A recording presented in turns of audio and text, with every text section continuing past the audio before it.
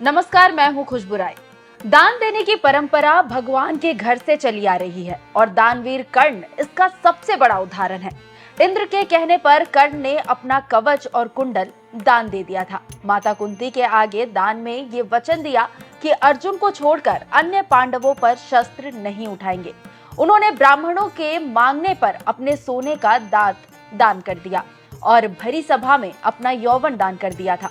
जब भगवान श्री कृष्ण ने परीक्षा लेनी चाहिए तो उसमें भी उनकी दानवीरता महाभारत काल के प्रत्येक योद्धा पर भारी पड़ी और आज कर्ण की भांति राम मंदिर को अपना दानवीर कर्ण मिल गया है। क्या है ये पूरा मामला, आइए आपको विस्तार से बताते हैं।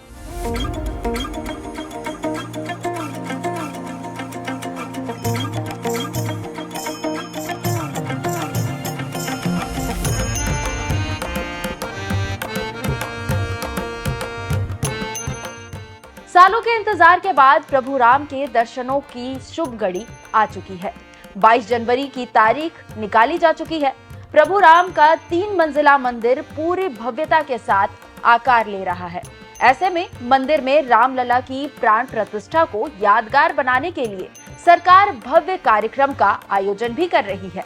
विशेष अतिथि गणों के साथ 4 लाख साधु संतों को न्योता दिया गया है। इसी दिन 55 देशों की पवित्र नदियों से मंगवाए गए जल से रामलला का जलाभिषेक होगा। प्रभु राम के नाम पर 62 करोड़ भक्तों में प्रसाद बांटे जाएंगे। गर्भगृह में पहली आरती जोधपुर के देसी घी से होगी। इसी देसी घी से मंदिर की अखंड ज्योत प्रज्वलित होगी। इन सब के बीच मंदिर की एक एक ईंट राम भक्तों की तरफ से दान की गई लाखों करोड़ों रुपए की राशि आज रामलला के विशालकाय मंदिर की भव्यता में 4 चांद लगाए हुए है। लेकिन क्या आप जानते हैं इन दानवीरों में सबसे बड़ा दानवीर कौन है, जिनके आगे अंबानी और अडानी की दौलत भी फीकी पड़ गई? कौन है वो शख्स जिसने प्रभु राम के नाम पर अपनी जिंदगी भर की पूंजी एक झटके में कर दी? क्या कहती है राम मंदिर के दानवीर कर्ण की कहानी, देखिए सिर्फ धर्म ज्ञान पर। तेरा तुझको अर्पण क्या लागे मेरा। कौन है राम मंदिर का दानवीर कर्ण? किसने की रामलला के नाम पर करोड़ों की माया? रामलला के चरणों में स्वर्ण जड़ित रामचरितमानस, देखिए सिर्फ धर्म ज्ञान पर। राम भक्तों में शुमार ये है पूर्व IAS अधिकारी एस लक्ष्मी नारायण। रामलला के प्रति इनकी भक्ति उस वक्त देखने को मिली जब मंदिर ट्रस्ट की तरफ से इस बात का खुलासा हुआ कि करोड़ों की लागत से 151 किलो की रामचरितमानस रामलला के चरणों में रखी जाएगी। दरअसल राम भक्त लक्ष्मी नारायण ही वो शख्स है जिन्होंने अपनी जमा पूंजी से 5 करोड़ रुपए की लागत से 151 किलो की रामचरितमानस मूर्ति को स्थापित करने का संकल्प लिया है। पेशे से लीलावती हॉस्पिटल के न्यासी बोर्ड के प्रधान सलाहकार और रिटायर्ड IAS अधिकारी लक्ष्मी नारायण इन दिनों अपनी दानवीरता के चलते चर्चाओं में हैं, क्योंकि 5 करोड़ का दान एक भारी भरकम राशि है।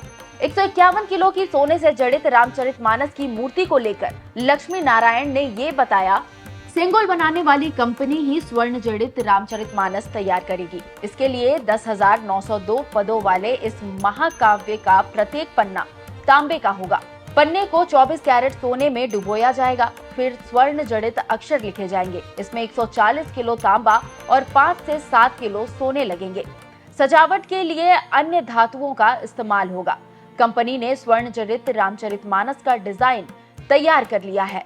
इसे बनाने में लगभग 3 महीने लगेंगे। देखा जाए तो दान करना सबसे बड़ा पुण्य माना गया है, क्योंकि दान कर्म को पुण्य कर्म से जोड़ा गया है। इसलिए भारतीय संस्कृति में वैदिक काल से ही दान करने की परंपरा चली आ रही है और उसी परंपरा के अंतर्गत आज लक्ष्मी नारायण जी अपनी जिंदगी भर की कमाई रामलला के नाम पर स्वर्ण जड़ित रामचरितमानस के रूप में दान कर रहे हैं, जो कि दान की महत्ता से दान करने वाले की निष्ठा का महत्व होता है। इस कारण दानवीर कर्ण लक्ष्मी नारायण के आगे दौलतमंदों की दौलत भी कम पड़ चुकी है। राम मंदिर के दानवीर कर्ण एस लक्ष्मी नारायण का यही मानना है कि भगवान ने मुझे जो दिया मैं उसे वापस दे रहा हूँ। बकायदा ये बात कही है कि रिटायरमेंट के बाद भी मुझे पेंशन मिल रही है और मेरी जिंदगी अच्छी चल रही है। मैं रोटी दाल खाने वाला इंसान हूँ, मेरी पूरी पेंशन भी खत्म नहीं होती। भगवान को वही लौटा रहे हैं जो भगवान ने उन्हें दिया था। दान के नाम पर धन लूटने से अच्छा है कि उनकी पुस्तक उनके चरणों में अर्पित कर दी जाए। अगर आपके मन में एस लक्ष्मी नारायण के बारे में जानने की इच्छा है तो हम आपको बता दें कि चेन्नई से आने वाले लक्ष्मी नारायण 1970 बैच के मध्य प्रदेश कैडर के आईएएस अधिकारी रह चुके हैं। वर्तमान में राजधानी दिल्ली में सपरिवार रहते हैं। कई कंपनियों में चेयरमैन की भूमिका में हैं और जिंदगी की इस पड़ाव पर यही सोचकर आगे बढ़ रहे हैं कि तेरा तुझको अर्पण क्या लागे मेरा। बहरहाल राम मंदिर के दानवीर कर्ण की इसी भक्ति से आप कितने प्रभावित हुए, कमेंट कर जरूर बताइएगा। नमस्कार।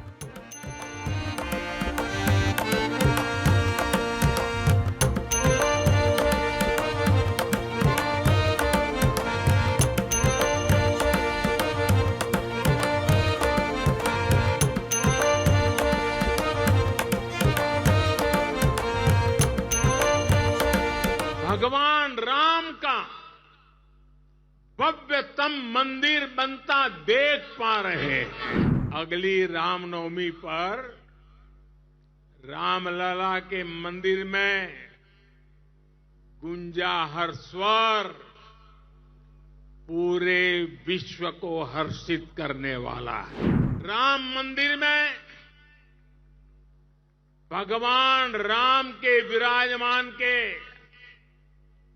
बस कुछ ही महीने बचे हैं। भगवान श्री राम बस आने ही वाले। साथियों, आज हमें सौभाग्य मिला है कि हम भगवान राम का भव्यतम मंदिर बनता देख पा रहे हैं।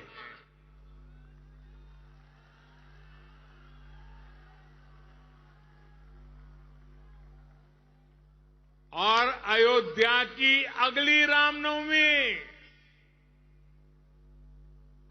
रामनवमी पर रामलला के मंदिर में गूंजा हर स्वर पूरे विश्व को हर्षित करने वाला है।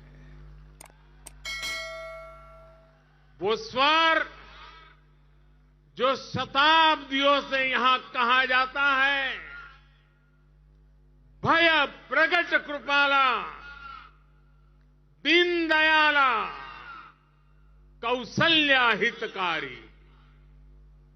भगवान राम की जन्मभूमि पर बन रहा भव्य मंदिर, दिव्य मंदिर, सदियों की प्रतीक्षा के बाद हम भारतीयों के धैर्य को मिली विजय का प्रतीक है। राम मंदिर में भगवान राम के विराजमान के बस कुछ ही महीने बचे हैं। भगवान श्री राम बस आने ही वाले हैं। और साथियों, उस हर्ष की परिकल्पना कीजिए जब शताब्दियों के बाद राम मंदिर में भगवान राम की प्रतिमा विराजेगी।